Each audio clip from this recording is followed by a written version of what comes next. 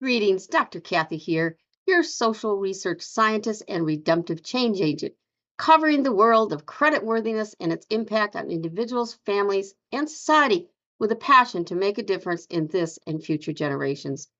This video continues the series on creditworthiness and types of well-being as applied to individuals and families.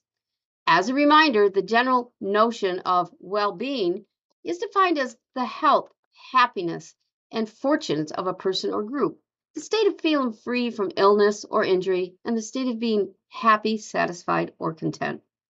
The four types of well-being as applied to creditworthiness are important enough to be addressed in separate video clips. These mini topics are financial well-being, subjective well-being, objective well-being, and well-being as understood within the context of diverse population groups. Research and education on financial well-being are important for individuals, households, and societies. Today, we are taking just a brief look at the concept of financial well-being as it applies to the individual. In simple terms, financial well-being is having enough money and financial resources to meet the needs and expenses of an individual or household. Financial well-being, however, is not having just barely enough to get by without increasing one's debt. It is about having enough resources to live comfortably, which is understood to mean fulfilling one's needs or expectations. Rather than living paycheck to paycheck, having just barely enough to meet basic needs, financial well-being means satisfaction with the access you have to financial resources. For example, you have enough cash on hand, you can qualify for reasonable lines of credit that you know you can pay off as scheduled without increasing other debt, and/or you have other assets that can be drawn upon if needed. Assets might be property such as a home mortgage or vehicle, insurance policy, or any resource that can be used to generate income.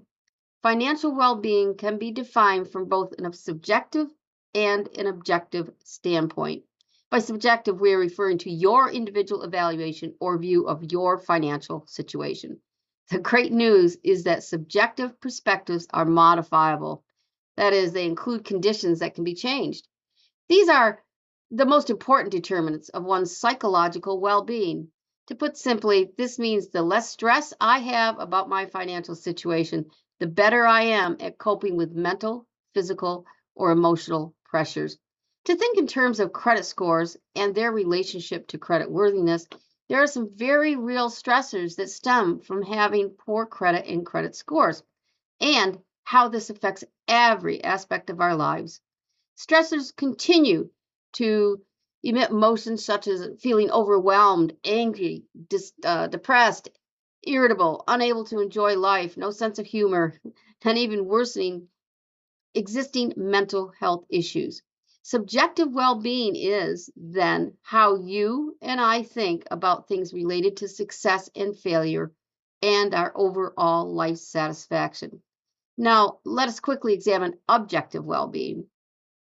Objective well-being indicators are measurable and express unbiased and quantifiable aspects of a person's economic condition. One might think the size of a home, number of vehicles, sports toys, clothing, jewelry, or other outward signs of positive and substantial cash flow as evidence of a person's strong financial standing. But alas, objective financial well-being indicators are economic elements that are not necessarily tangible in an outwardly visible way. Such indicators include one's overall financial standing or household income, debt-to-income ratio, expenditures, assets, net worth, and real gross disposable income per capita. Before concluding this topic, I want to introduce one more important concept, namely economic or financial enmeshment. The term enmeshment is interesting for our study about economic well-being.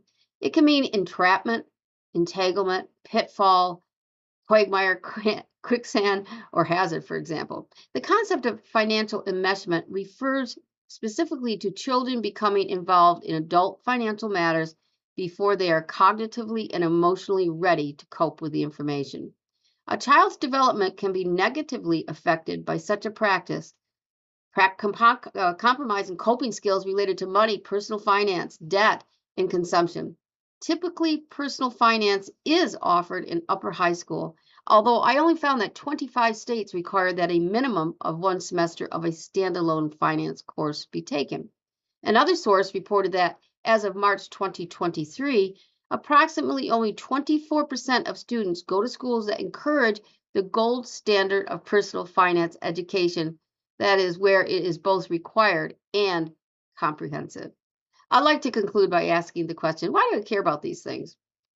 The answer is that diving into the world of credit worthiness provides important information that can positively impact individuals, household, and society. So I appreciate you taking a few minutes to join me as I share a deep dive into the world of credit worthiness. Stay tuned for the upcoming introduction to the critical and eye-opening relationship between well-being and population groups.